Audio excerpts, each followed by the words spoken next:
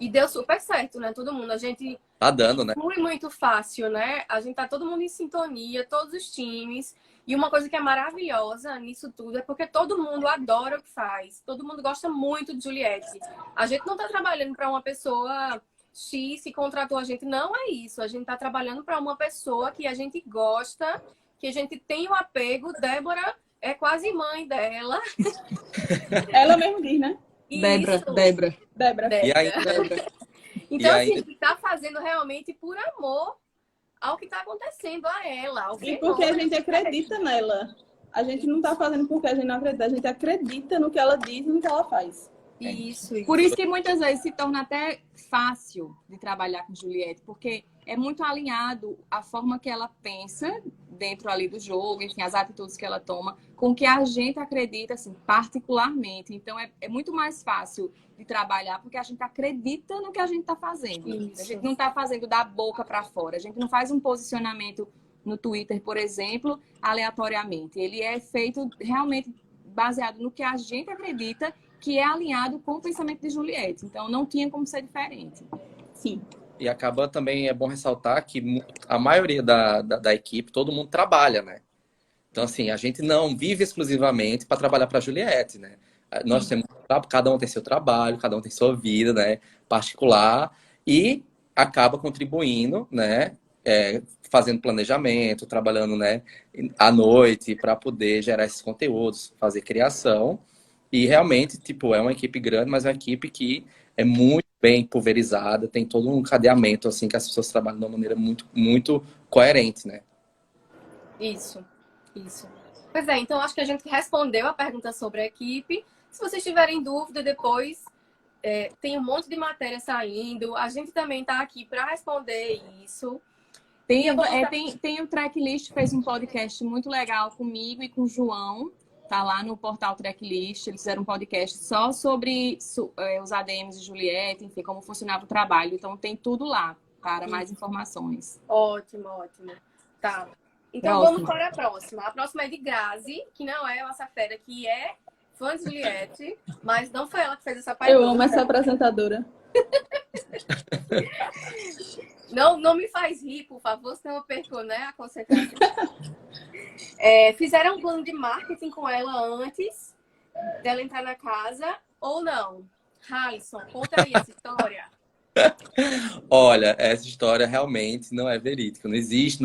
Não teve planejamento. Não existiu nunca um planejamento para a entrada de Juliette na casa que a gente tinha feito previamente de marketing. Foi uma coisa assim, instantânea. Assim que ela foi divulgada, eu fiquei assim em choque, né? Por ser amigo dela também, não tão próximo quanto a Débora, mas era amigo. A gente já teve vários momentos juntos. Eu mandei mensagem para a Débora, e agora? O que é que a gente vai fazer? Né? Então, a gente não teve esse planejamento de início. A gente demorou um tempo para poder conseguir se organizar. Foi assim, a gente foi apagando incêndios. Assim, quando a gente viu que o Twitter estava muito alto, a gente foi pedindo ajuda, abriu o Twitter, foi organizando. Teve aquela, né, a luta do PEC do Twitter. E a gente com um pack super desorganizado e tentando achar algum design bacana para fazer os packs. E os fãs, não, coloca o meu pack.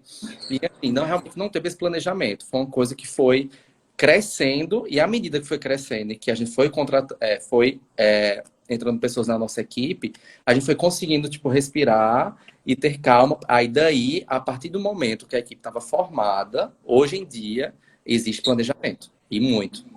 Mas até a equipe ficar completa, não teve planejamento nenhum. Foi realmente luta e acompanhando a casa e gerando conteúdo para que as pessoas ficassem antenadas com o que estava acontecendo. Pau. Mas duas coisas foram planejadas, né? Vamos deixar só para o pessoal entender, para depois ninguém ficar dizendo. Aconteceram duas coisas planejadas, que foi as fotos, porque ela morava com uma fotógrafa, né, que é Lara.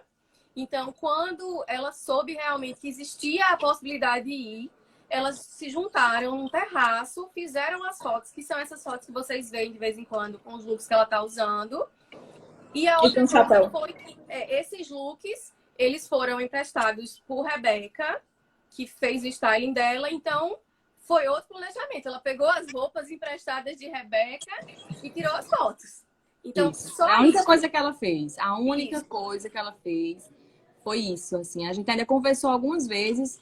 Ah, o que é que tu acha da gente gravar uns vídeos? Ah, mas vai ficar igual o Manu. Ah, mas vai fazer... E nesse de vai fazer o quê? Não vai? Ah, eu nem sei se eu vou. Pra que eu vou fazer isso? Eu nem sei se eu vou. Enfim, nesse de faz, não faz, chegou o dia dela ir e a gente não fez nada e foi que bateu o desespero. Tipo, e agora lascou, que a gente não tem um material de Juliette que não sejam as fotos que Lara fez. Nada. E aí a gente começou a trabalhar, se vocês forem observar, conteúdos de arquivos de Juliette. Então, no começo, a gente fez uma operação tarefa para ir nos stories dela, nos arquivos dos stories, e cada um ia em um mês, em um ano, e baixava os arquivos para a gente ver o que é que a gente ia poder aproveitar desses arquivos e trabalhar a imagem dela, né? Porque a ideia que a gente teve depois foi realmente, assim, muito orgânico, mas foi trabalhar realmente a imagem dela de quem ela realmente é, puramente, assim, com as gaiatices, com as besteiras que fala, o fato de falar demais, o fato de ser estabanada. A gente quis dar essa humanizada, mostrar que ela realmente era aquela pessoa. E aí a gente partiu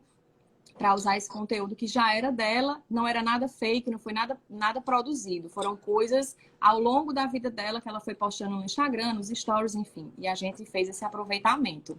Isso. Eu lembro que quando eu cheguei no time, que hoje em dia eu falo pra todo mundo que eu sei de qual os arquivos dos stories dela, de tanto que eu vi, tem vezes que eu sei um mês, assim, um mês que ela tava em Salvador com a mãe, aí eu meio que ligo assim na cabeça. Direto, né? Mas o que eu pensava era assim, meu Deus, essa menina, essa mulher é a pessoa perfeita para participar de um reality show, porque ela é daquele jeito. Quando eu vi os arquivos, assim, uma pessoa que tem vídeo andando de cavalo, pulando um muro, com um amigo cantando, Dirigindo trator.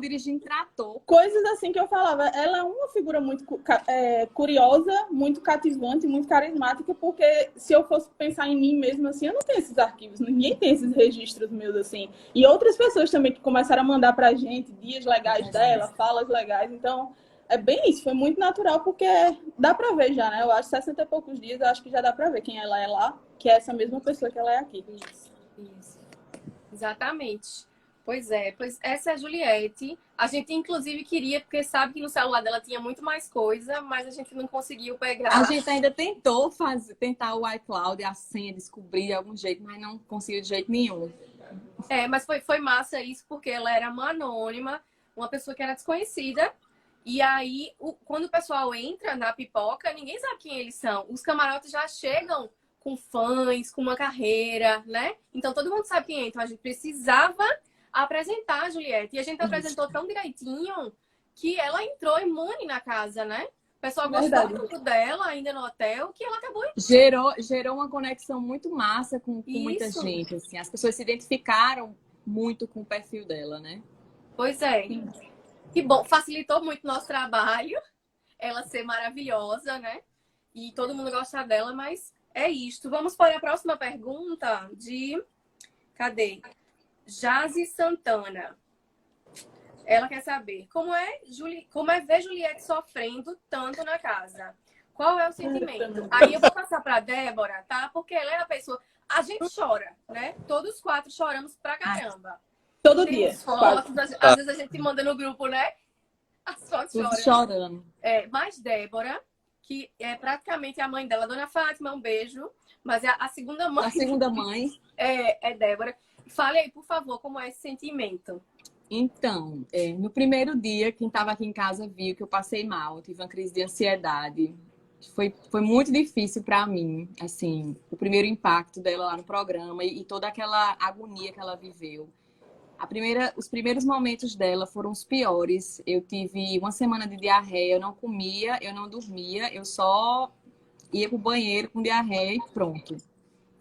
Ao longo do programa, do passado programa, eu fui tendo estratégias para sofrer menos, assim, minimizar o sofrimento. Então, hoje eu evito, em determinados momentos, em algumas coisas que acontecem na casa, eu realmente evito assistir. Como a gente tem um time grande, bem dividido, eu sei que se eu não assistir, a galera vai assistir, as coisas vão acontecer, e o que os olhos não veem, o coração não sente. Então, eu estou partindo dessa ideia. Então, em alguns momentos, eu prefiro desligar e fazer outra coisa, para não deixar essa parte sentimental atrapalhar no trabalho. Porque se eu for deixar o meu sentimento falar enquanto amiga, enquanto pessoa que ama a Juliette e que realmente sabe quem ela é e vê todas as injustiças que ela passa, eu não ia conseguir ter uma postura ponderada e responsável e manter, sabe, a linha. Eu me conheço e eu não ia conseguir. Eu ia deixar realmente a emoção falar mais alto. Mas o sofrimento é inevitável, porque eu era não, porque ela não morreu, né? Ela tá viva ainda. Eu sou a pessoa que ela sempre que aconteceram esse tipo de conflito, sempre que aconteceu esse tipo de conflito e outros, mais ou menos, ela me procurava e a gente conversava muito e eu realmente brigava, puxava a orelha, acolhia, enfim, eu fazia o que eu tinha que fazer para ajudar.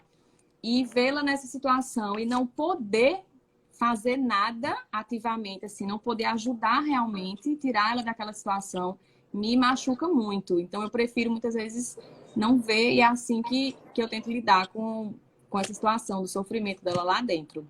Curta, comente, compartilhe, inscreva-se no canal e ative o sininho das notificações.